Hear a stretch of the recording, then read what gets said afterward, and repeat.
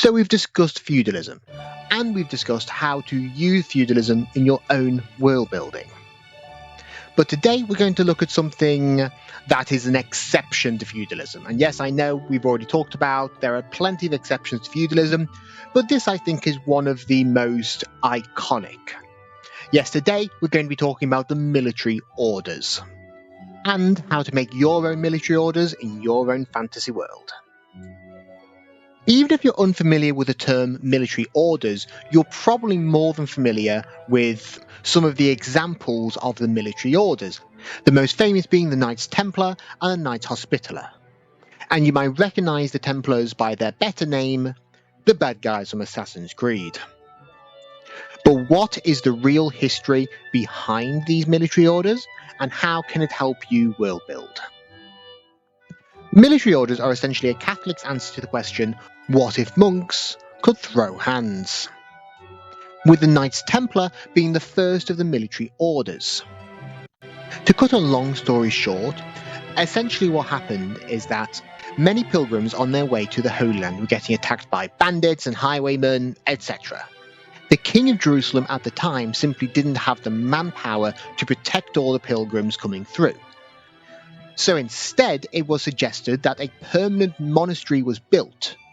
But instead of being filled with the usual book-loving nerd monks, this monastery would be filled with warrior knights, who would travel out and would protect pilgrims on the roads. And in return for protecting the pilgrims would usually make very generous donations to their protectors. The Knights Templar would then use this money to outfit their knights in better equipment, build more monasteries, and train more knights. This in turn meant that more pilgrims could be protected, more donations were made, and the Knights Templar became an increasingly powerful military force. In fact, the Knights Templar was seen very much as a sort of military charity, in which powerful lords of Europe would give large amounts of land in Europe to these knights. The knights would establish farms and even banks, and would then send this money to the Holy Land so they could equip and train additional knights. And because these knights constantly trained with one another, they were some of the most elite forces used by the Christian Crusaders. And despite wearing armour and riding to battle, the Knights Templar were still monks. They still took vows of poverty and chastity, and took no oaths of loyalty to the king. In fact, the only person who could tell the Grand Master of the Knights Templar what to do was the Pope themselves. The success of the Knights Templar led to many, many other military orders being established, the Knights Hospitaller and the Knights Teutons being some of the most famous. But there are many, many, many more smaller and minor orders that you've probably never heard of. And each military order tended to have its own specialism. The Templars protected pilgrims, the Knights Hospitaller, as their name would suggest, set up hospitals and protected them across the pilgrim routes. The Knights Teutons were based in Eastern Europe and fought against the Eastern European pagans, and so on and so forth. In this way, many of the military orders didn't directly compete with each other, trying not to step on toes, and many of the minor orders, which we sort of touched upon earlier, were normally regionally based. And although not exactly true, in the eyes of Christian Europe, the military orders almost formed the fortress walls at the edges of Christianity, protecting it from outside influence and power. And this might have been true if it weren't all, for the Crusades and slaughters. But hey-ho.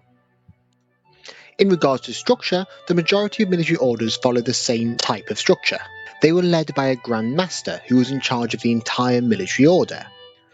They normally had a second in command, a seneschal, and then a group of commanders who would run things like the treasury, the armoury, the fleets, mercenaries, etc.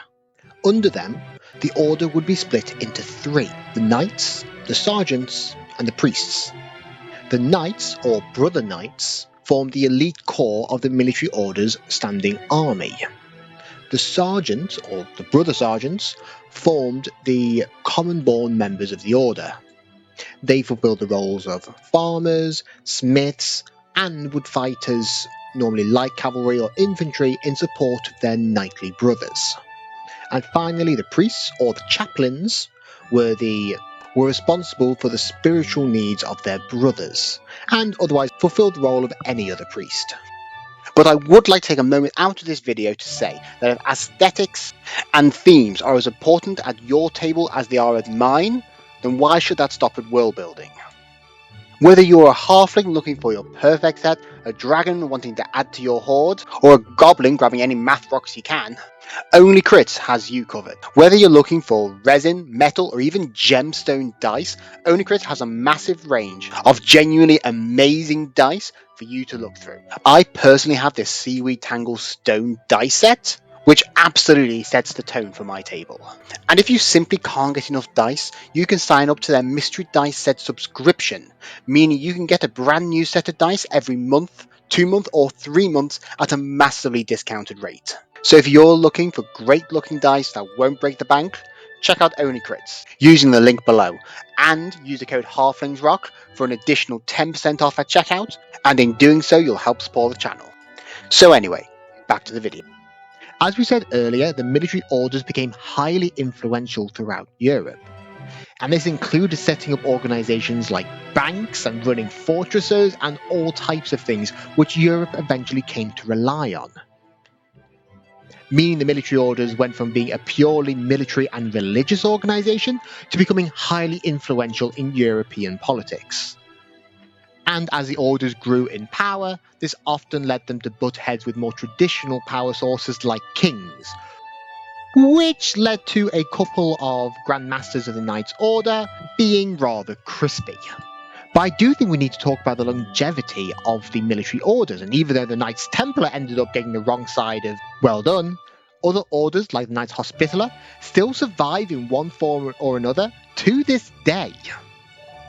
Now, it's not down to me to tell you whether the military orders were either a defensive force for good, protecting pilgrims, establishing hospitals, helping the poor, etc., or whether they were an offensive force of crusaders just kicking it to random Muslims or pagans who were just minding their own business. Look, that's not my job. It's down to you to have your own opinions on history and exactly what they did. As with all things in history, no single group, most groups are neither all good or bad. The Templars definitely did some good things, but also, and I will quickly mention that very similar to the Vikings, the Knights Templar have become somewhat favoured by certain members of our society. So always be careful when doing your own research, lest you fall into propaganda traps. Anyway, moving on from history and on to fantasy. How should military orders operate in your own fantasy worlds? Well, obviously, the answer is down to you. But hopefully I'm going to lay some groundwork to how to make your own orders and give you some examples of my own. And the first thing I'm going to say is, and this will probably make more sense to people who play D&D or Pathfinder or similar games, feudal knights are not paladins. Feudal knights are fighters. The knights of the military orders are paladins, with maybe a couple of exceptions, like D&D has Oath of the Crown, and that might be some inner circle of knights, but I'm getting away from myself. So let's bring this back to the actual military orders. The military orders are going to be paladins and work as paladins. Now, the first thing to probably consider when thinking about your own military orders is, well, most fantasy worlds that we create nowadays are polytheistic societies. So how do military orders work when there are multiple gods? Well, this theoretically makes our job as world builders a lot easier, because instead of each military order having to find its own niche within Christianity, each military order can specialize in the worship of a single deity, or at least upholding the values of that deity above all the others. Which quite neatly brings us on to our second point of each military order should have its own niche. This might be regional, but often this should also reflect in their roles and what they do. As such, a military order dedicated to a war god is much more likely to fulfill the role of defenders or attackers, manning fortresses on the border regions, going out to slay monsters, etc. A military order dedicated to gods of wealth might spend their time protecting merchant caravans, and military orders associated with healing might spend more of the time building hospitals and protecting them from monsters. Another thing to consider is that military orders can potentially draw upon a wider range of resources than other knights within the feudal system. Meaning one knight raising taxes from one town might be able to equip themselves with a horse, armour and a lance. However, a military order drawing upon the wealth of many towns, a banking system and a healthy, generous donations from kings and monarchs might be able to equip their knights even better. In the magical world of fantasy, this might mean anything from magical arms and armour to monstrous mounts. So now we're going to go over creating your own military orders. This will come with my own examples from my own fantasy world.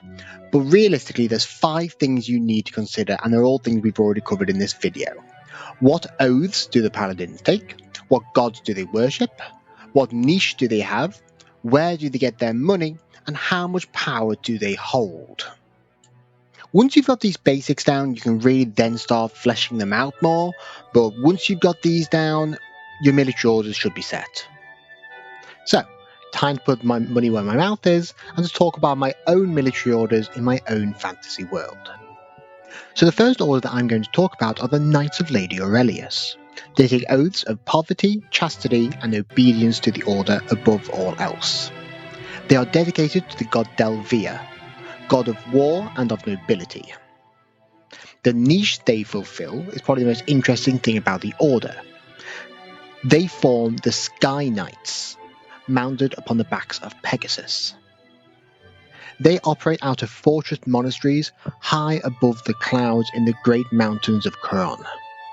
Their winged mounts are perfect for allowing them to move quickly through the high-ranging mountains, hunting monsters, protecting merchants and travellers who come through the mountain passes, as well as hunting down criminals who try to escape across the border. When called to go to war, they do so upon the backs of their Pegasus, starting off by throwing javelins from their airborne mounts before charging in with lance and sword. Now, most of their money and their wealth come from the rich cities of Khorne, where commonly the Knights of Lady Aurelius will serve as mercenaries for any willing to pay large sums of money for their services. Although this may not seem the most pious to us, to the sister Knights of Lady Aurelius, this is the best way to both gain experience in war and, well, at the end of the day, they do worship a war god. As such, serving as mercenaries in these armies is often seen as a great honour. And finally, thanks to a mixture of their important roles in protecting travellers through the mountains, as well as mercenaries, and thanks to how fast their mounts are able to move, they have a wide range of influence, holding much political sway over the border regions of Khorne. Now we're going to look at 2 minor orders, with the first being the Tome Keepers. The Tome Keepers are dedicated to the god Munin, god of knowledge, and they take vows of chastity and of silence. The Tome Keepers usually act either solitary or in very small groups, given the solemn tasks of either seeking out specific lost information or protecting sites of sacred knowledge. Once given a task, the knights and sergeants of the Tome Keepers will never stray from their path and will carry out their mission to the best of their abilities or die trying. Despite the importance of their position, the order does fail to get as many donations as many larger orders, and so the numbers do remain small. However, many of the sergeants within the order do work as scribes, carrying out and copying important pieces of information and knowledge. And our final group are the Brotherhood of the Slayers. Although not recognised as a military order by many of the humans and more settled people of the world, the Slayers are dedicated to ferocity and endurance and worship the goddess Ragnarok, goddess of destruction and the storm.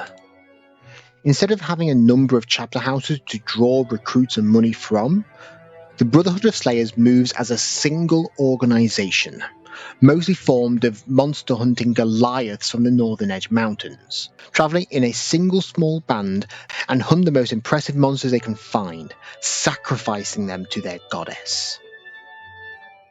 Although not having much presence on the world stage, they are normally at least respected or potentially feared within the lands that they do normally operate. And although they normally don't care much for wealth or money, they will still accept donations from those who are more than happy to hire them to take care of particularly troublesome monsters on their land. And whilst these are 3 examples, hopefully various examples to give you some inspiration for your own world, don't forget, military orders don't have to be good aligned. You could easily have an evil military order working with an evil god or goddess, or perhaps even demons, depending on how your world works and how you want to run things.